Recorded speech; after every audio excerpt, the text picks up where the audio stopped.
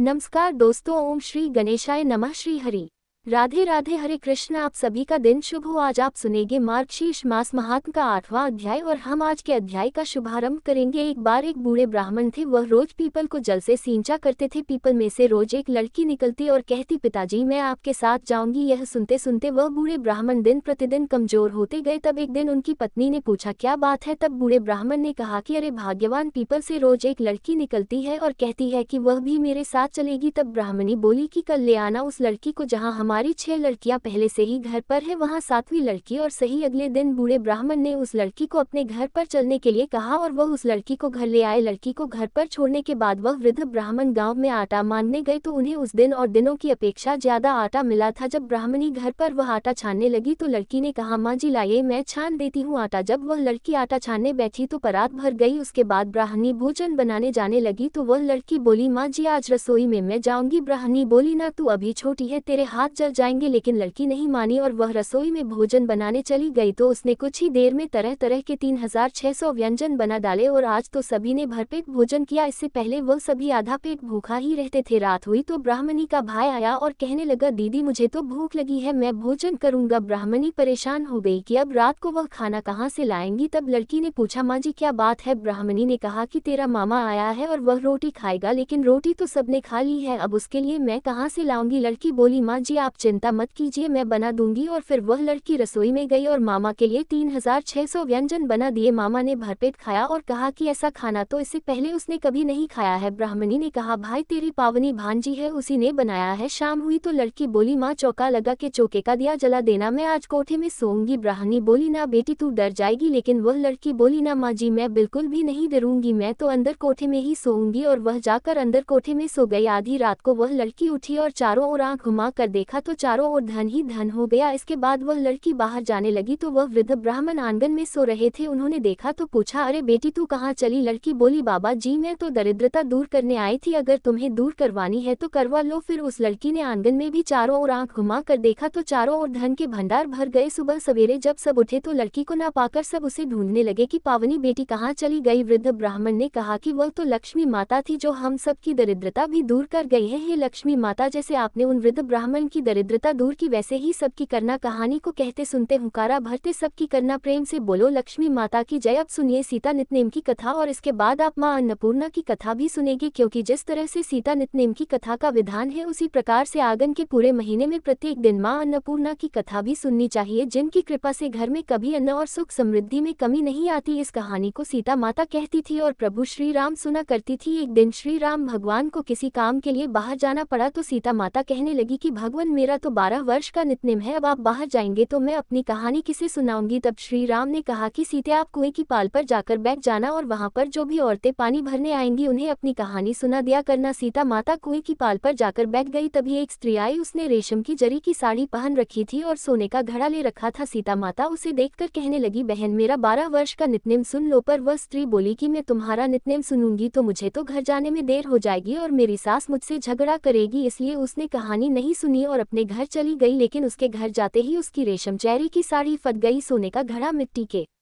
घड़े में बदल गया। सासू ने देखा तो पूछा, अरे बहू ये किसका दोष अपने सिर लेकर आ गई है? बहू बोली, माँ जी कुएं पर एक औरत बैठी थी, उसने अपनी कहानी सुनने के लिए कहा लेकिन मैंने नहीं सुनी, शायद उसी का ये फल मुझे मिला है। बहू की बात सुनकर अगले दिन वही साड़ी और वही घड़ा लेकर सास कुएं की पाल पर गई। सास को वहीं पर सीता माता बैठी मिली तो माता सीता ने कहा, बहन मेरी कहानी सुन लीजिए। सासू बोली, एक बार छोड़, मैं तो 4 बार कहानी सुन लूंगी। तब सीता माता बोली, राम आए, लक्ष्मण आए, देश के पुजारी आए, नितनेम का नेम लाया आओ, राम बैठो, राम तपी रसोई जिमो, राम माखन मिश्री खाओ, राम दूध पताशा पियो, राम सूत के पलका मोठो, राम शाल दुशाला पोठो, राम शाल दुशाला ओढ़ो, राम जब बोलो राम ही राम, राम सवारे सबके काम खाली घर भंडार भरेगी, सबका बीड़ा पार करेंगे, श्री राम जय राम जय जय राम। सासू बोली, बहन कहानी तो बहुत अच्छी लगी। फिर कहानी सुनकर सासू घर चली गई और उसकी साड़ी फिर से रेशम जरी की बन गई, मिट्टी का घड़ा भी फिर वापस से सोने के घड़े में बदल गया। बहू ने देखा तो कहने लगी, सासू माँ आपने ये सब कैसे किया? सासू बोली, बहू तू दोष लगा कर आई थी और मैं अब दोष उतार कर आ रही हूँ। बहू ने पूछा कि माँ जी वह कुएं वाली स्त्री कौन है। सासू ने बताया कि वह तो सीता माता थी, वह पुराने से नया कर देती है, खाली घर में भंडार भर देती है, वह लक्ष्मी जी का वास घर में कर देती है और मनुष्य की जो भी इच्छा हो उसे पूर्ण कर देती है। बहू बोली माँ जी फिर तो ऐसी कहानी मुझे भी सुना दो। सास बोली कि ठीक है तुम भी सुनो। फिर सास ने कहानी शुरू की। राम आए लक्ष्मण आए, देश के पुजारी आए, नित नेम का नेम लाया आओ, राम बैठो राम तपी रसोई जीमो, राम माखन मिश्री खाओ, राम दूध बताशा पियो, राम सूत के पलका मोठो, राम शाल दुशाला पोठो, राम शाल दुशाला ओढ़ो, राम जब बोलो राम ही राम, राम सवारे सबके काम, खाली घर भंडार भरेंगे, सबका बेड़ा पार करेंगे, बोलो श्री राम जय जय राम। कहानी सुनकर बहू बोली माँ जी कहानी तो बहुत अच्छी है। सासू ने कहा ठीक है अब से हम इस कहानी को रोज किया करेंगे। अब सास बहू रोज सवेरे उठती, नहाती धोती और पूजा करने के बाद नितनेम की सीता माता की कहानी कहती। एक दिन की बात है, उनके के यहाँ पड़ोस की एक औरत आए और बोली कि बहन जरा सी आंच तो देना। तो बहू बोली कि आज तो अभी हमने जलाए ही नहीं। पड़ोसन बोली तो फिर तुम सुबह 4 बजे से उठकर क्या कर रही हो। तो उन्होंने कहा कि हम तो सुबह सुबह उठकर पूजा करते हैं, फिर सीता माता की नित्यनेम की कहानी कहते हैं। पड़ोसन ने उनकी बात सुनकर फिर कहा कि सीता माता की कहानी कहने से तुम्हें क्या मिला। तब वे दोनों बोली कि सीता माता की कहानी कहने से घर में भंडार भर जाते हैं, सारे काम पूर्ण हो जाते हैं, मन की इच्छा भी पूरी होती है। पड़ोसन ने कहा बहन अगर ऐसा है तब तो फिर मुझे भी कहानी सुना दो। तब बहू बोली कि ठीक है तुम भी यह कहानी सुन लो। राम आए लक्ष्मण आए, देश के पुजारी आए, नितनेम का नेम लाया आओ, राम बैठो राम तपी रसोई जीमो, राम माखन मिश्री खाओ, राम दूध बताशा पियो, राम सूत के बल का मोठो, राम शाल दुशाला पोठो, राम शाल दुशाला ओढ़ो, राम जब बोलो राम ही राम, राम सवारे सबके काम, खाली घर भंडार भरेंगे, सबका बेड़ा पार करेंगे, श्री राम जय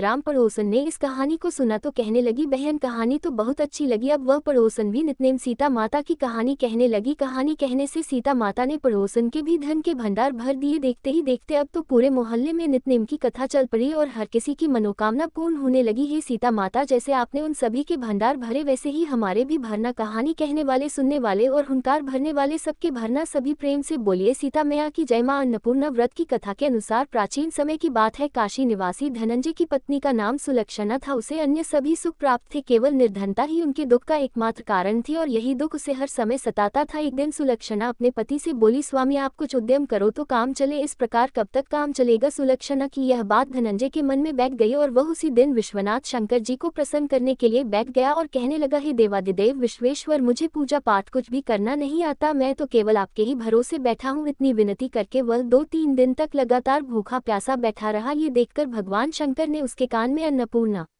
अन्नपूर्णा अन्नपूर्णा इस प्रकार 3 बार कहा। ये कौन क्या कह गया। बस इसी सोच में धनंजय पड़ गया कि मंदिर से आते ब्राह्मण को देखकर वह पूछने लगा पंडित जी अन्नपूर्णा कौन है। तब ब्राह्मण ने कहा अरे धनंजय तू तो अन्न छोड़कर बैठा है, इसलिए तुझे हर समय अन्न की ही बात सूझती है, जा घर जाकर अन्न ग्रहण कर। धनंजय अपने घर गया, जाकर पत्नी से सारी बात कही। तब वह बोली नाथ चिंता मत करो, स्वयं शंकर जी ने यह मंत्र दिया है और वे स्वयं ही खुलासा भी करेंगे, आप फिर से जाकर उनकी आराधना करो। पत्नी के कहे अनुसार धनंजय फिर पहले दिन की तरह ही जाकर पूजा में बैठ गया। रात्रि में भगवान शंकर जी ने आज्ञा दी, कहा तू पूर्व दिशा में चला जा। अब धनंजय अन्नपूर्णा का नाम जपता जाता और रास्ते में फल खाता, झरनों का पानी पीता जाता। इस प्रकार कितने ही दिनों तक लगातार वह चलता रहा। वहां उसे चांदी से चमकते वन की शोभा देखने मिली, सुंदर सरोवर देखने मिला, उसके किनारे कितनी ही अप्सराएं झुंड बनाए बैठी थी। एक अप्सरा कथा कहती थी और सब माँ अन्नपूर्णा इस प्रकार बार बार कहती थी। यह अज्ञान मास की उजियारी रात्रि थी और आज से ही व्रत का आरंभ था। जिस शब्द की खोज करने वह निकला था वहां उसे वही शब्द सुनने को मिला। धनंजय ने तब उनके पास जाकर धीरे से पूछा, हे देवियों आप ये सब क्या कर रही हो। तब उन सब ने कहा हम सब माँ अन्नपूर्णा का व्रत कर रही है। व्रत करने से क्या होता है और क्या ये व्रत किसी ने किया भी है, इसे कब किया जाए, कैसे किया जाए और इसकी कैसी विधि है, मुझसे भी कहो। धनंजय के कहने पर वे अप्सराएं कहने लगी इस व्रत को कोई भी कर सकता है। 21 दिन व्रत करने के लिए 21 गांठ वाला सूत लेना, 21 दिन यदि ना कर पाए तो 1 दिन का ही उपवास करे और यह भी ना करे तो केवल कथा सुनकर ही प्रसाद ले निराहार रहकर कथा कहे। कथा सुनने वाला कोई ना मिले तो पीपल के पत्तों को रखकर सुपारी या घृत कुमारी यानी ग्वारपाठ को वृक्ष के सामने रखकर दीपक को साक्षी बनाकर सूर्य, गाय, तुलसी या महादेव को बिना कथाएं सुनाए मुख में अन्न मत डालना। यदि भूल से कुछ पड़ जाए तो 1 दिवस फिर उपवास करे। व्रत के दिन क्रोध न करे और झूठ न बोले। अप्सराओं के द्वारा विधि बताने पर धनंजय बोला फिर बताए इस व्रत के करने से क्या होगा। तब वे कहने लगी इसके करने से अंधे को नेत्र मिल जाता है, लूलों को हाथ मिल जाता है, निर्धन के घर धन के भंडार भर जाते हैं, बांझन को संतान मिलती है, मूर्ख को विद्या मिलती है और जो जिस कामना से व्रत को करता है माँ उसकी वह हर कामना पूर्ण करती है। धनंजय कहने लगा, बहनों मेरे घर में भी धन नहीं है, विद्या नहीं है, कुछ भी तो नहीं है मेरे पास, मैं तो दुखिया ब्राह्मण हूँ, मुझे इस व्रत का सूत दोगी क्या? हाँ भाई तेरा कल्याण हो, हम तुझे सूत देंगी, ले इस व्रत का मंगलसूत्र ले ले। तब धनंजय ने उन अप्सराओं से सूत लेकर व्रत को किया। व्रत पूरा हुआ तभी सरोवर में से 21 खन की स्वर्ण सीढ़ी हीरा मोती जड़ी हुई प्रकट हुई। धनंजय जय अन्नपूर्णा कहता जाता था। इस प्रकार जाने कितनी ही सीढ़ियां वह उतरता गया। तब अंदर जाकर उसने क्या देखा कि करोड़ों सूर्यों से प्रकाशमान मां अन्नपूर्णा का मंदिर है। उसके सामने स्वर्ण सिंहासन पर मां अन्नपूर्णा विराजमान है। सामने भिक्षा हेतु शंकर भगवान खड़े हैं। देवांगनाएं चवर डुला रही हैं, कितने ही हथियार बांधे पहरा दे रही हैं। धनंजय दौड़कर मां जगदम्बा के चरणों में गिर पड़ा। देवी उसके मन का दुख जान गई। धनंजय हाथ जोड़कर कहने लगा, माता आप तो अंतर्यामिनी हैं, आपको मैं अपनी दशा भला क्या बताऊं, आप तो सब कुछ जानती हैं। तब माता बोली, तुमने मेरा व्रत किया है, जा संसार तुम्हारा सत्कार करेगा। माता ने धनंजय की जिह्वा पर बीज मंत्र लिख दिया। अब तो उसके रोम रोम में विद्या प्रकट हो गई। इतने में क्या देखता है कि वह काशी विश्वनाथ के मंदिर में खड़ा है। माँ का वरदान लेकर धनंजय घर आया, अपनी पत्नी सुलक्षणा से सारी बात कही। माता जी की कृपा से उसके घर में धन संपत्ति उमड़ने लगी। छोटा सा घर बहुत बड़ा गिना जाने लगा। जैसे शहद के छत्ते में मक्खियां जमा हो जाती है, उसी प्रकार अनेक सगे संबंधी आकर उसकी पढ़ाई करने लगे। कहने लगे, इतना धन और इतना बड़ा घर, सुंदर संतान नहीं है तो फिर इस कमाई को कौन भोगेगा? सुलक्षणा से तो कोई संतान हुई नहीं, इसलिए तुम दूसरा विवाह कर लो। अनिच्छा होते हुए भी धनंजय को दूसरा विवाह करना पड़ा और सती सुलक्षणा को सौतन का दुख झेलना पड़ा। इस प्रकार धीरे धीरे दिन बीतते गए। फिर अगेन मास आया। नए बंधन से बंधे पति से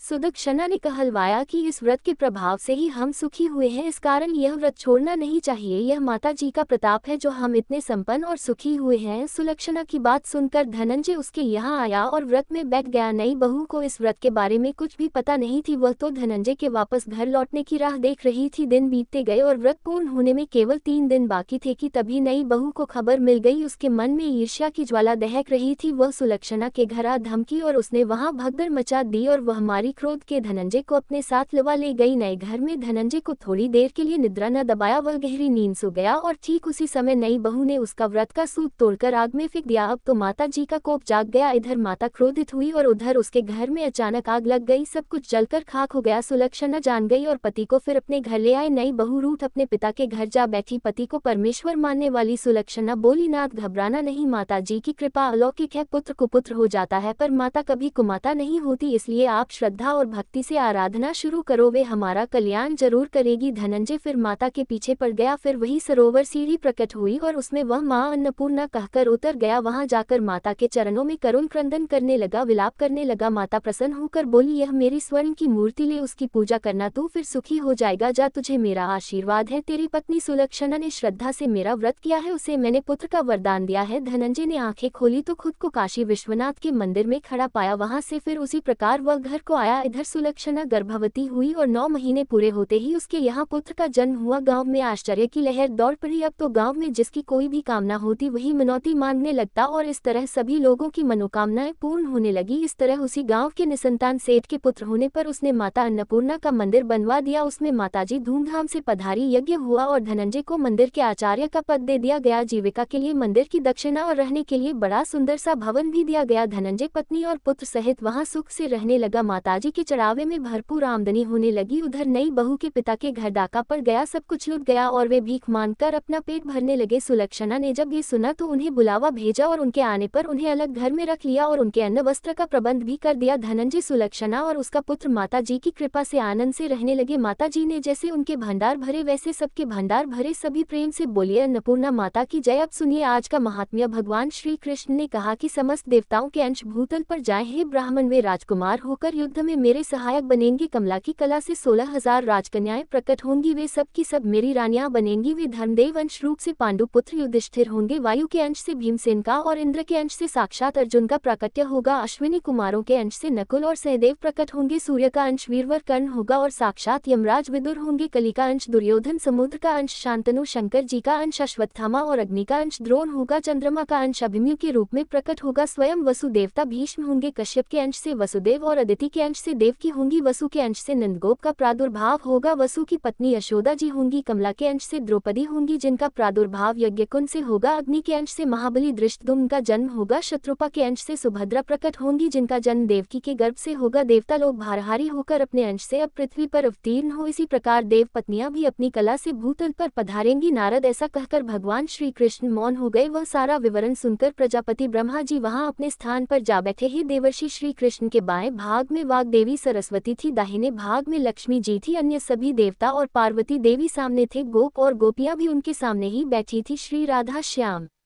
सुंदर के वक्षस्थल में विराजमान थी। उसी समय ब्रजेश्वरी राधा जी अपने प्रियतम से बोली। राधिका जी ने कहा, नाथ मैं कुछ कहना चाहती हूँ। हे प्रभु, इस दासी की बात भी सुन लीजिए। मेरे प्राण चिंता से निरंतर जल रहे हैं, मेरा मन चंचल हो रहा है। आपकी ओर देखते समय मैं पल भर के लिए आंख बंद करने या पलक मारने में भी असमर्थ हो जाती हूँ। फिर प्राणनाथ, आपके बिना इस भूतल पर मैं अकेली कैसे जाऊंगी। प्राणेश्वर, हे जीवन बंधु, सच बताओ, वहाँ गोकुल में कितने समय के बाद आपके साथ मेरा अवश्य मिलन होगा। आपको देखे बिना एक निमेष भी मेरे लिए 100 युगों के समान हो जाता है, और वहां मैं किसे देखूंगी, कहां जाऊंगी, कौन मेरी रक्षा करेगा। हे प्राणेश, आपके सिवा दूसरे किसी पिता माता भाई बंधु बहन या पुत्र का एक क्षण के लिए भी ध्यान नहीं करती हूँ। हे मायापति, अगर आप भूतल पर मुझे भेजकर माया से ढकना चाहते हो, माया से मुझे मोहित कर देना चाहते हो, वैभव देकर मुझे भुलाना चाहते हो, तो मेरे सामने सच्ची प्रतिज्ञा करो। मधुसूदन, मेरा मनोरूप ही मधुप आपके मकरंद युक्त चरणारविंद में ही नित्य निरंतर भ्रमण करता रहे। जहाँ जहाँ जिस भी योनि में मेरा ये जन्म हो, वहाँ वहाँ आप मुझे अपना स्मरण और मनोवांछित दास्या भाव प्रदान करोगे। मैं भूतल पर कभी भी इस बात को ना भूलूं कि आप मेरे प्रियतम श्री कृष्ण हो और मैं आपकी प्रियसी राधिका हूँ, और हम दोनों का प्रेम सौभाग्य शाश्वत है। प्रभु, यह उत्तम वर मुझे अवश्य दो। जैसे शरीर छाया के साथ और प्राण शरीर के साथ रहा करते हैं, ठीक उसी प्रकार हम दोनों का जन्म और जीवन एक दूसरे के साथ ही बीते। विभु, ये श्रेष्ठ वर मुझे दे दो। भगवान, भूतल पर पहुंचकर भी कहीं हम दोनों का पल भर के लिए भी वियोग ना हो, हम पल भर के लिए भी एक दूसरे से अलग ना हो, यह वरदान मुझे दे दो। हरे, मेरे प्राणों से ही आपका शरीर बना है, मेरे प्राण आपके श्री अंगों से अलग नहीं है। मेरी इस धारणा का कौन निवारण कर सकता है। मेरे शरीर से ही तो आपकी मुरली बनी है, और मेरे मन से ही आपके चरणों का भी निर्माण हुआ है। तात्पर्य यह है प्रभु कि मैं आपकी मुरली को अपना शरीर मानती हूँ, और मेरा मन आपके चरणों से कभी अलग ही नहीं होता। संसार में कितने ही ऐसे स्त्री पुरुष हैं जो सामने एक दूसरे की स्तुति करते हैं, लेकिन कहीं भी अपने प्रेतम में निरंतर आसक्त रहने वाली मुझ जैसी प्रेसी नहीं है। आपके शरीर के आधे भाग से किसने मेरा निर्माण किया है। हम दोनों में तो भेद है ही नहीं, इसलिए मेरा मन लगातार आप में ही लगा रहता है। मेरी आत्मा, मेरा मन और मेरे प्राण जिस तरह से आप में स्थापित हो गए हैं प्रभु, उसी तरह से आपका मन, प्राण और आत्मा भी मुझ में ही स्थापित है। इसलिए विरह की बात कान में पड़ते ही मेरी आंखों से पलकों का गिरना भी बंद हो गया है, और हम दोनों की आत्माओं के मन प्राण निरंतर दग्ध हो रहे हैं। भगवान कृष्ण कहने लगे, देवी, उत्तम आध्यात्मिक योग शोक का उच्छेद करने वाला होता है, शोक को दूर करने वाला होता है, इसलिए उसे भी बताता हूँ। सुनो, ये योग योगेंद्रों के लिए बड़ी दुर्लभ है। सुंदरी, देखो, सारा ब्रह्मांड आधार और आधे के रूप में विभक्त है। आप ध्यान से सुनो। फल का आधार होता है फूल, फूल का आधार है पल्लव, पल्लव का आधार होता है तना या डाली, और उसका भी आधार स्वयं वृक्ष होता है। अब वृक्ष कैसे बनता है, उसका आधार होता है अंकुर, और जो बीज की शक्ति से ही संपन्न होता है, उस अंकुर का आधार बीज है, और बीज का आधार होता है पृथ्वी। सब चीजों का लगातार एक दूसरे से संबंध है, एक दूसरे में समाये हुए हैं। तो पृथ्वी का आधार है शेषनाग, शेष के आधार भी है जो कि कच्छप है, कच्छप जी का आधार वायु है, और वायु का आधार हूँ मैं, और मेरी आधार स्वरूपा तुम हो, क्योंकि मैं तो सदा तुम में ही स्थित रहता हूँ। राधिके, तुम शक्तियों का समूह और मूल प्रकृति ईश्वरी हो। मैं तुम्हारा आत्मा निरही हूँ, तुम्हारा सहयोग प्राप्त करके ही चेष्टावान होता हूँ, कुछ भी करने में समर्थ होता हूँ। शरीर के बिना आत्मा कहाँ, और आत्मा के बिना शरीर कहाँ। देवी, शरीर और आत्मा दोनों की प्रधानता है, बिना दोनों के संसार कैसे चल सकता है। राधे, हम दोनों में कहीं कोई भेद नहीं है, जहाँ आत्मा है वहाँ शरीर है, वे दोनों एक दूसरे से अलग है ही नहीं। जैसे दूध में सफेदी, अग्नि में दाही का शक्ति, पृथ्वी में गंध और जल में शीतलता होती है, ठीक उसी तरह तुम में मेरी स्थिति है। यहाँ पर भगवान श्री कृष्ण राधिका जी को अलग होने से पहले समझा रहे हैं कि हम दोनों एक दूसरे से अलग नहीं है। वह कहते हैं कि मेरे बिना राधिका तुम निर्जीव हो, और तुम्हारे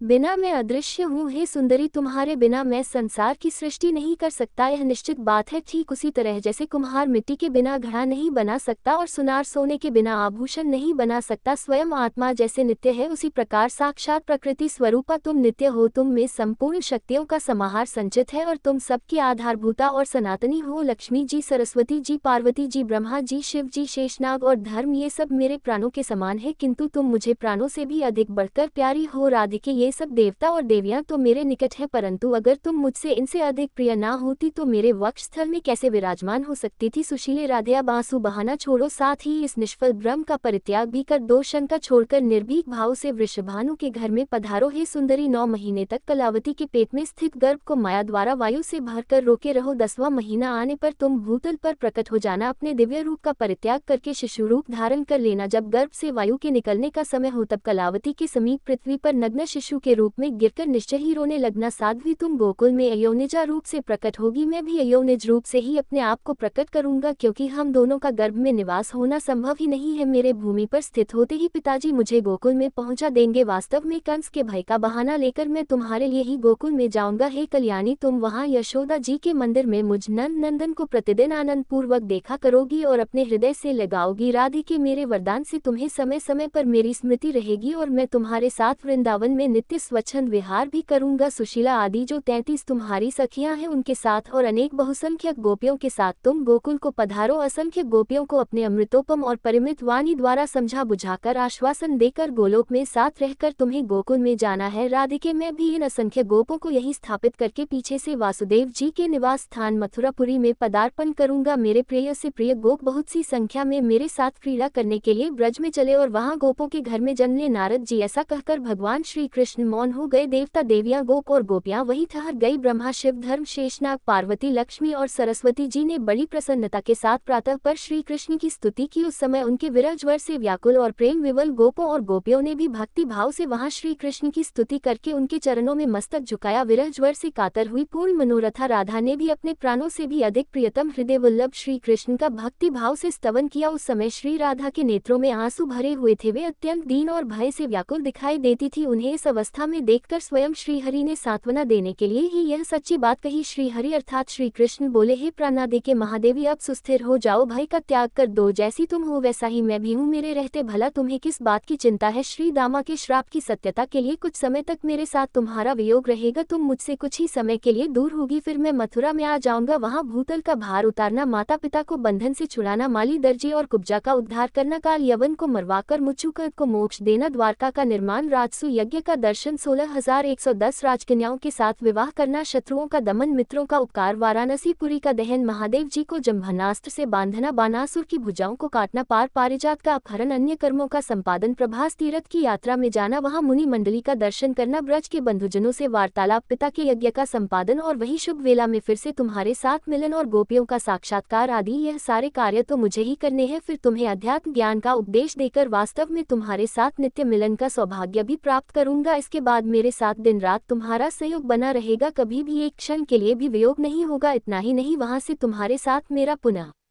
ब्रिज में आगमन होगा। हे प्राणवल्लभ, वियोग काल में भी स्वप्न में तुम्हारे साथ मेरा सदैव मिलन होता रहेगा। तुमसे बिछड़कर द्वारका में जाने पर मेरे और मेरे नारायणांश के द्वारा उपर्युक्त कार्य संपादित होते रहेंगे। फिर वृंदावन में तुम्हारे साथ मेरा निवास होगा। फिर माता पिता और गोपियों के शोक का पुनर्तः निवारण होगा। भूतल का भार उतार कर तुम्हारे और गोप गोपियों के साथ मेरा पुनः गोलोक में आगमन हो जाएगा। राधे, मेरे अंशभूत जो नित्य परमात्मा नारायण है, वे लक्ष्मी सरस्वती के साथ बैकुंठ लोक को पधारेंगे। धर्म और मेरे अंशों का निवास स्थान श्वेत द्वीप में होगा। देवताओं और देवियों के अंश भी अक्षय धाम को पधारेंगे। फिर इसी गोलोक में तुम्हारे साथ मेरा निवास होगा। कांते, इस प्रकार समस्त भावी शुभाशुभ का वर्णन तो मैंने कर दिया। मेरे द्वारा जो निश्चय हो चुका है उसका कौन निवारण कर सकता है। फिर भगवान श्री कृष्ण ने देवताओं और देवियों से कुछ बातें कही। देवताओं, अब आप लोग भावी कार्य की सिद्धि के लिए अपने अपने स्थान को जाए। पार्वती जी, आप अपने दोनों पुत्रों और स्वामी के साथ कैलाश पर्वत की ओर जाए। मैंने जो कार्य आपकी जिम्मेदारी पर लगाया है वह सब यथा समय पूरा होगा। हे ब्रजेश्वरी राधे, गणेश जी को छोड़कर शेष छोटे बड़े सभी देवता और देवियों का कला द्वारा भूतल पर अवतरण होगा। फिर लक्ष्मी जी, सरस्वती जी और श्री राधा सहित पुरुषोत्तम श्री हरि को भक्ति भाव से प्रणाम करके सब देवता आनंद पूर्वक अपने अपने स्थान को चले गए। श्री हरि ने जिस कार्य का आयोजन करना था उसे सफल बनाने के लिए वे बड़ी व्याग्रता पूर्वक भूतल पर पधार गए, क्योंकि स्वामी का बताया हुआ स्थान देवताओं के लिए भी दुर्लभ था। भगवान श्री कृष्ण ने राधा रानी से कहा, प्रिय, तुम पूर्व निश्चित गोप गोपियों के समुदाय के साथ अब वृषभानु के निवास गृह को पधारो। पधारो, मैं भी मथुरापुरी में वसुदेव के घर जाऊंगा, फिर कंस के भाई का बहाना बनाकर गोकुल में तुम्हारे पास आ जाऊंगा। लाल कमल के समान नेत्रों वाली श्री राधा श्री कृष्ण को प्रणाम करके अपने प्रियतम श्री कृष्ण से अलग होने के भय से कातर होकर उनके सामने ही फूट फूट कर रोने लगी। वे ठहर ठहर कर कभी तो दूर तक जाती, फिर बार बार आगे जाकर वापस लौट आती। लौटते ही फिर से वो श्री कृष्ण का मुंह निहारने लगती। सती राधा शरद काल की पूर्णिमा की चंद्रमा की कांत सुधा से पूर्ण प्रभु के मुख चंद्र की सौंदर्य माधुरी का अपने नेत्र चकोरों द्वारा पान करती थी। फिर परमेश्वरी राधा प्रभु की 7 बार परिक्रमा करके 7 बार प्रणाम करने के बाद फिर से श्रीहरि के सामने खड़ी हो गई। इतने में ही करोड़ों गोप गोपियों का समूह वहां आ पहुंचा। उन सबके साथ श्री राधा ने पुनः श्री कृष्ण को प्रणाम किया। तत्पश्चात 33 सखी स्वरूपा गोप किशोरियों और गोप समूहों के साथ सुंदरी राधा श्रीहरि अर्थात श्री कृष्ण को मस्तक झुकाकर भूतल के लिए प्रस्थान कर गई। वे सबके सब श्रीहरि के बताए हुए स्थान नंद गोकुल को गए। फिर राधा जी वृषभानु के घर में और गोपियां अन्य गोपों के घर में चली गई। गोप गोपियों सहित श्री राधा के भूतल पर चले जाने पर श्रीहरि भी शीघ्र ही वहां पहुंचने के लिए उत्सुक हो गए। गोलोक के गोपों और गोपियों से बात करके उन्हें अपने अपने कामों में लगाकर मन की गति से चलने वाले जगदीश्वर श्रीहरि अब मथुरा में जा पहुंचे। पहले देवकी और वसुदेव के जो पुत्र हुए उन्हें तो कंस ने तत्काल ही मार डाला। इस तरह उनके 6 पुत्रों को उसने काल के गाल में डाल दिया। देवकी का 7वां गर्भ शेषनाग का अंश था, जिसे योगमाया ने खींचकर गोकुल में निवास करने वाली रोहिणी जी के गर्भ में स्थापित कर दिया। फिर वह श्रीहरि की आज्ञा से चली गई अपनी प्रियतमा राधिका को समझाने के बाद। जब भगवान श्री कृष्ण ने बाकी सभी देवी देवताओं को निर्देश दिया तो उसके बाद नारद जी ने पूछा, हे महाभाग, श्री कृष्ण का जन्म वृतांत तो महान पुण्यप्रद और उत्तम है। वह जन्म मृत्यु और जरा का नाश करने वाला है, इसलिए हे मुनिवा आप इस प्रसंग को जरा कुछ विस्तार के साथ समझाए। वासुदेव किसके पुत्र थे और देवकी किसकी कन्या थी? देवकी और वसुदेव अपने पिछले जन्म में कौन थे? उनका विवाह किस प्रकार हुआ? यह वृतांत भी बताए। अत्यंत क्रूर स्वभाव वाले कंस ने देवकी के 6 पुत्रों का वध क्यों किया था और श्रीहरि का जन्म किस दिन हुआ? ये सब मैं सुनना चाहता हूँ, आप कृपा पूर्वक कहिए। तब श्री नारायण कहने लगे, हे महर्षि कश्यप ही वसुदेव हुए थे और देव माता अदिति देवकी के रूप में अवतरित हुई थी। पूर्व जन्म के पुण्य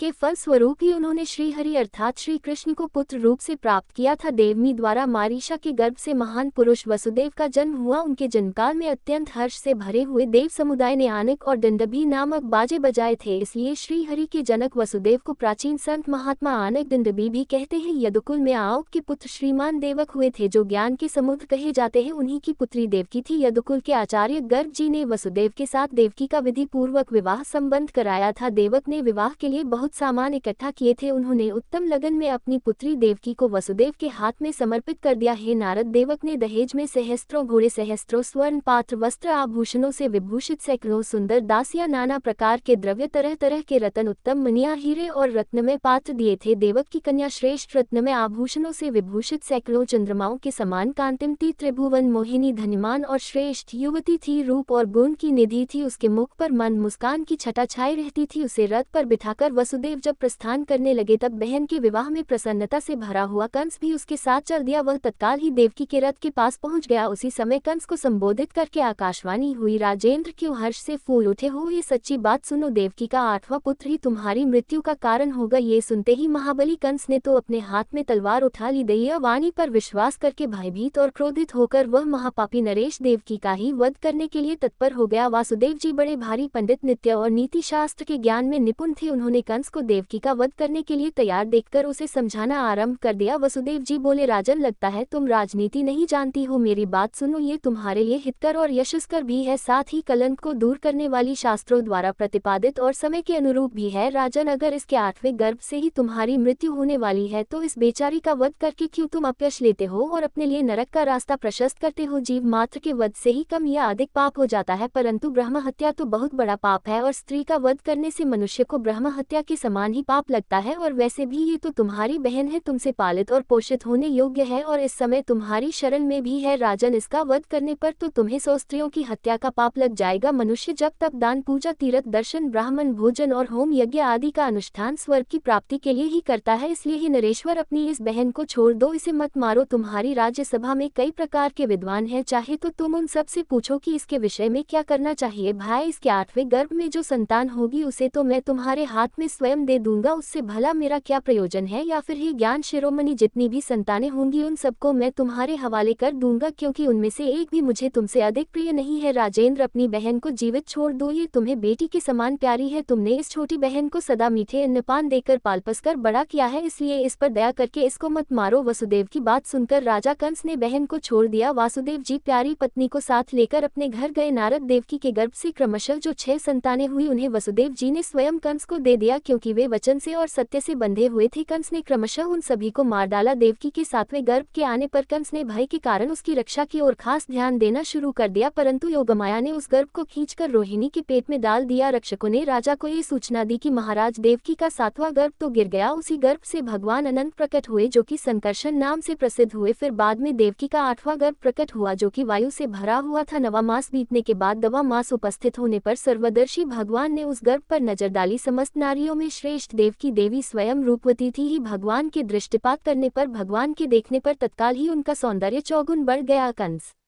ने देखा कि देवकी के मुख और नेत्र तो खिल उठे हैं, वह तेज से प्रज्वलित होकर योगमाया के समान 10 दिशाओं को प्रकाशित कर रही है। मूर्तिमान ज्योति पुंज से दिखाई देता है। उसे देखकर असुर राज कंस को बड़ा विस्मय हुआ। वह बहुत हैरान हुआ, मन ही मन कहने लगा कि इस गर्भ से जो संतान होगी वही मेरी मृत्यु का कारण है। ऐसा कहकर कंस यत्न पूर्वक देवकी और वसुदेव की रखवाली करने लगा। उसने 7 द्वार वाले भवन में उन दोनों को रख छोड़ा। 10वें महीने के पूरा होने पर जब गर्भ वायु से पूर्ण हो गया, तब सबसे निर्लिप्त रहने वाले साक्षात भगवान श्री कृष्ण ने देवकी के हृदय कमल में निवास किया। उस समय महामनस्वी वसुदेव ने देवकी पर दृष्टिपात करके समझ लिया कि अब प्रसव काल का समय नजदीक आ गया है। फिर तो वे भगवान श्री हरि का स्मरण करने लगे। रत्नमय प्रदीप से युक्त उस परम मनोहर भवन में उन्होंने तलवार, लोहा, जल और अग्नि को लाकर रख दिया। मंत्रज्ञ मनुष्य और भाई बंधुओं की पत्नियों को भी बुला लिया। भय से व्याकुल वसुदेव जी ने विद्वान ब्राह्मण और बंधुओं को भी सादर बुला भेजा। उसी समय रात के दोपहर बीत गए। आकाश में बादल घिराए, बिजलियां चमकने लगी और वायु भी तेज तेज बहने लगी। सारे रक्षक सो गए और शैया पर इस तरह निश्चिंत होकर सो गए मानो मरकर अचेत हो गए हो। तब धर्म ब्रह्मा जी और शिव जी आदि देवेश्वर गण वहां पर प्रकट हुए और गर्भस्थ परमेश्वर की स्तुति करने लगे। देवता गण बोले, भगवान, आप समस्त संसार की उत्पत्ति के स्थान है, किंतु आपकी उत्पत्ति का स्थान कोई नहीं है। आप अनंत, विनाशी, निष्पाप, सगुण, निर्गुण और महान ज्योति स्वरूप हैं। आप निराकार होते हुए भी भक्तों के अनुरोध से साकार बन जाया करते हैं। आप संतों को सुख देने वाले, दुष्टों को दुख प्रदान करने वाले दुर्गम स्वरूप और दुर्जनों के नाशक हैं। आप तक किसी की पहुंच नहीं हो पाते। आप सबके आधार हैं, शंका और उपद्रव से शून्य है। आपको रिझाना या लादना कठिन ही नहीं प्रभु, बिल्कुल असंभव है। छंद आदि वेदांग भी आपसे भिन्न नहीं है और आप वेद विदता और सर्वव्यापी हैं। ऐसा कहकर सभी देवताओं ने बारंबार उनको प्रणाम किया। उन सबके नेत्रों में खुशी के आंसू छलक रहे थे। उन सब ने पुष्पों की वर्षा की। जो पुरुष प्रातः काल उठकर मूल श्लोक में कहे गए 42 नामों का पाठ करता है, वह श्रीहरि की दृढ़ भक्ति, दास्या भाव और मनोवांछित फल प्राप्त कर लेता है। भगवान नारायण कहते हैं कि इस प्रकार स्तुति सुनाकर देवता लोग अपने अपने धाम को चले गए। फिर अत्यंत भीषण वर्षा होने लगी। सारी मथुरा नगरी निश्चिष्ट होकर सो रही थी। मुने वह रात घोर अंधकार से व्याप्त थी। जब रात के 7 मुहूर्त निकल गए और 8वां उपस्थित हुआ, तब आधी रात के समय सर्वोत्कृष्ट शुभ लगन आया और उस लगन पर केवल शुभ ग्रहों की ही दृष्टि थी, अशुभ ग्रहों की नहीं थी। रोहिणी नक्षत्र और अष्टमी तिथि के संयोग से जयंती नामक योग संपन्न हो गया था। मुने जब अर्ध चंद्रमा का उदय हुआ, उस समय लग्न की ओर देखकर भयभीत हुए। वे सूर्य आदि सभी ग्रह आकाश में अपनी गति के क्रम को लांघकर मीन लग्न में जा पहुंचे। शुभ और अशुभ सभी वहां एकत्र हो गए। विधाता की आज्ञा से एक मुहूर्त के लिए वे सभी ग्रह प्रसन्नता पूर्वक 11वें स्थान में जाकर वहां सानम स्थित हो गए। मेघ वर्षा करने लगे, ठंडी ठंडी हवा चलने लगी। धरती अत्यंत प्रसन्न थी, 10 दिशाएं स्वच्छ हो गई थी। ऋषि, मनु, यक्ष, गंधर्व, किन्नर, देवता और देवियां सभी प्रसन्न थे। अप्सराएं नृत्य करने लगी, गंधर्वराज और विद्याधारियां गीत गाने लगी, नदियां सुखपूर्वक बहने लगी, अग्निहोत्र की अग्नियां प्रसन्नता पूर्वक प्रज्वलित हो उठी। स्वर्ग में डदुभियों और आनकों की मनोहर ध्वनि होने लगी। खिले हुए पारिजात पुष्पों की झड़ी लग गई। पृथ्वी नारी का रूप धारण करके स्वयं सूतिकागार में गई। सूतिकागार अर्थात जहाँ पर बालक का जन्म होता है, जहाँ पर नवजात शिशु प्रकट होता है, वहाँ जय जयकार, शंखनाद और हरि कीर्तन शब्द गूंज रहा था। उसी समय सती देव की वहाँ गिर पड़ी, उनके पेट से हवा निकल गई और वही भगवान श्री कृष्ण दिव्य रूप धारण करके देवकी के हृदय कमल के कोष से प्रकट हो गए। उनका शरीर अत्यंत कमनीय और परम मनोहर था। 2 भुजाएं थी, हाथों में मुरली शोभा पा रही थी, उनके कानों में मकराकृति कुंडल झलमल रहे थे। मुख मंद मंद मुस्कान की छटा से बड़ा प्रसन्न दिख रहा था। वे भक्तों पर कृपा करने के लिए कातर से दिखाई पड़ रहे थे। श्रेष्ठ मणि रत्नों के सार तत्व से बने हुए आभूषण उनके शरीर की शोभा बढ़ा रहे थे। पीतांबर से सुशोभित श्री विग्रह की कांत नए जलधर के समान श्याम थी।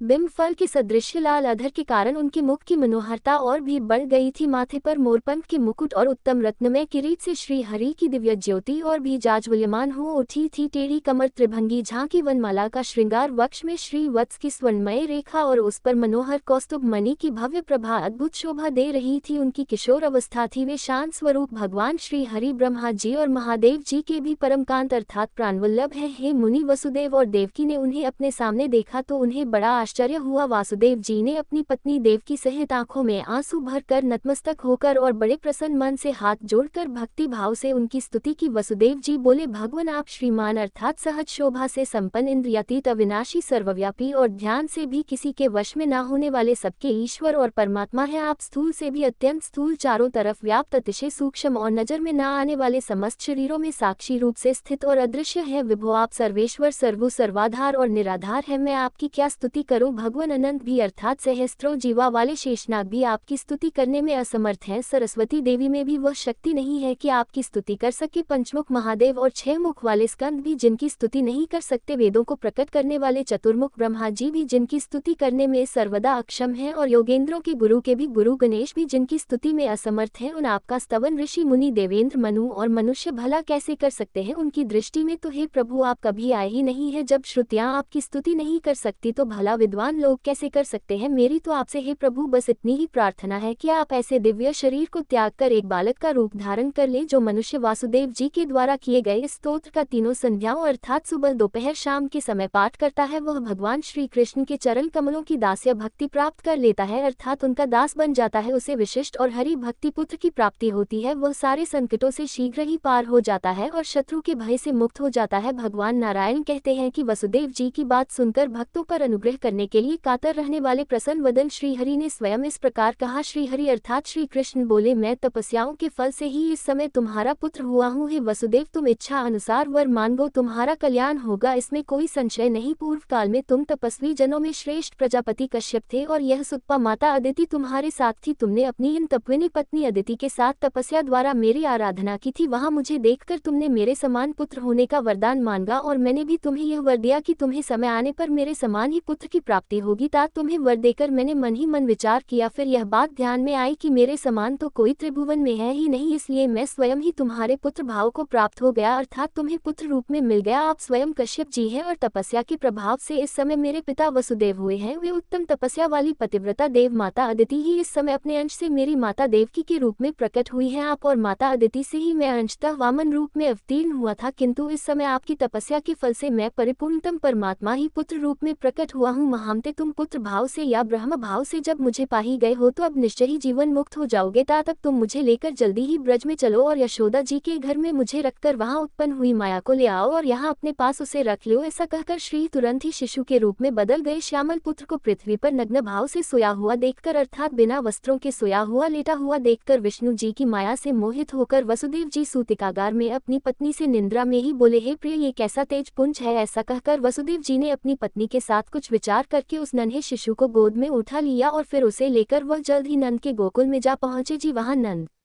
गांव में यशोदा जी नींद से अचेत हो रही थी। उन्होंने शया पर उन्हें निद्रित अवस्था में देखा, साथ ही नंद जी भी वहां नींद में बेसुध हो रहे थे। वहां घर में कोई भी प्राणी जो वहां पर था सब कोई सो गया था। वासुदेव जी ने देखा कि तपाए हुए सोने के समान एकदम गौर का वाली एक नग्न बालिका पड़ी पड़ी घर की छत की ओर देख रही थी। उसके प्रसन्न मुख पर मंद मंद मुस्कान की छटा छा रही थी। उसे देखकर वासुदेव जी को बड़ी हैरानी हुई। वे तुरंत ही अपने नन्हे पुत्र को वहां सुलाकर कन्या को गोद में लेकर डरते डरते मथुरा की ओर चले गए और सीधे अपनी पत्नी के सूतिकागार में जा पहुंचे। वहां उन्होंने उस महामाया स्वरूपिणी बालिका को सुला दिया। सोने से पहले बालिका जोर जोर से रोने लगी। उसे देखकर देवकी थर्रा उठी। उस बालिका ने अपने रोने की आवाज से ही सभी रक्षकों को जगा दिया। सारे रक्षक, सारे द्वारपाल जल्दी ही उठकर खड़े हो गए। उस बालिका को जो रो रही थी छीनकर कंस के निकट जा पहुंचे। देवकी और वसुदेव भी शोक से विवल होकर पीछे पीछे चले गए। महामुने बालिका को देखकर कंस को बहुत प्रसन्नता नहीं हुई। उस रोती हुई बच्ची पर भी उसे बिल्कुल दया नहीं आई। वह क्रूर कर्म वाला असुर उस नन्ही सी बालिका को लेकर पत्थर पर देकर मारने के लिए आगे बढ़ा। उस समय वासुदेव और देवकी ने बड़े आदर के साथ उससे कहा, हे राजा कंस, तुम नीति शास्त्र में निपुण विद्वान हो, इसलिए हमारी सच्ची नीतियत और मनोहर बात सुनो। भैया, तुमने हमारे भाई बंधु होकर भी हम दोनों के 6 पुत्रों का वध कर डाला, उन्हें मार डाला, फिर भी तुम्हें दया नहीं आती। अब इस 8वें गर्भ में यह अबला बालिका प्राप्त हमें हुई है। हमारी इस बच्ची को मारकर तुम्हें इस धरती लोक पर भला कौन सा महान ऐश्वर्य प्राप्त हो जाएगा? क्या एक अबला युद्ध के अवसर पर तुम्हारी राज्य लक्ष्मी का हनन करने में समर्थ हो सकती है? ऐसा कहकर वसुदेव और देवकी दोनों उस दुरात्मा कंस के सामने वहां फूट फूट कर रोने लगे। कंस तो बड़ा ही निर्दयी था, उसने उन दोनों की बातें सुनकर कोई जवाब नहीं दिया। कुछ देर वह चुप रहा, फिर उसने इस तरह कहा। कंस बोला, बहन मेरी बात सुनो, मैं तुम्हें समझाता हूँ। विधाता दवश एक तिनके के द्वारा भी पर्वत को धराशायी करने में समर्थ है, एक कीड़े के द्वारा शेर और व्याघ्र को, और एक मच्छर के द्वारा विशालकाय हाथी को भी नष्ट किया जा सकता है, और एक छोटे से बच्चे के द्वारा महान वीर का, शूद्र जंतुओं द्वारा विशालकाय प्राणी का, चूहे के द्वारा बिल्ली का, और मेढक के द्वारा सांप का भी वध करा सकते हैं। इस प्रकार विधाता जन्य के द्वारा जनक का, भक्ष के द्वारा भक्षक का, अग्नि के द्वारा जल का, और सूखे के तिनके के द्वारा अग्नि का नाश कराने में भी समर्थ है। एकमात्र द्विजैनों ने 7 समुद्र को पी डाला था, इसलिए तीनों लोकों में विधाता की इस विचित्र गति को समझ पाना बड़ा कठिन है, और दैव योग से यह बालिका ही मेरा नाश करने में समर्थ हो जाएगी, इसलिए मैं इस बालिका को भी मार डालूंगा, और इस विषय में ज्यादा विचार करने की आवश्यकता भी नहीं है। ऐसा कहकर कंस उस बालिका को मारना ही चाहता था कि वसुदेव जी ने फिर से उससे कहा, राजन, तुमने तो अब तक व्यर्थ ही हिंसा की है, हे कृपानिधि, अब इस बालिका को मुझे दे दो। महामुनि उनकी बात सुनकर विचारज्ञ कंस संतुष्ट हो गया। उसी समय उसे बोध कराती हुई एक आकाशवाणी प्रकट हुई, जिससे आवाज आई कि अरे ओ मूर्ख कंस, तू विधाता की गति को न जानकर किसे मारने जा रहा है? तेरा वध करने वाला बालक तो कहीं उत्पन्न हो गया है, और समय आने पर तेरे सामने प्रकट हो जाएगा। वह दैववाणी सुनकर राजा कंस ने अब बालिका को त्याग दिया। उधर वसुदेव जी और देवकी उस बालिका को पाकर बड़े प्रसन्न हुए। वे उस बालिका को अपने सीने से लगाए घर की ओर लौट आए। वह मरी हुई कन्या मानो पुनः जी गई हो। इस प्रकार उसे पाकर वासुदेव जी ने ब्राह्मणों को बहुत सारा धन दिया। हे विप्रवर, वह कन्या परमात्मा श्री कृष्ण की बड़ी बहन हुई। पार्वती जी के अंश से उसका प्राकट्य हुआ था। लोक में वह एकांक्षा नाम से विख्यात हुई। द्वारका में रुक्मिणी के विवाह के अवसर पर वसुदेव जी ने उस कन्या को भगवान शंकर के अंशावतार महर्षि दुर्वासा के हाथ में भक्ति पूर्वक दे दिया था। मुनि, इस प्रकार श्री कृष्ण जन्म के विषय में सारी बातें बताई गई। इसका बारंबार कीर्तन जन्म, मृत्यु और जरा के कष्ट को नष्ट करने वाला सुखदायक और पुण्यदायक है। हरे कृष्णा। आज के अध्याय में बस इतना ही। इसके आगे की कथा आप सभी कल के अध्याय में सुनिएगा। अब सुनिए श्री कृष्ण चालीसा पाठ। बंसी शोभित कर मधुर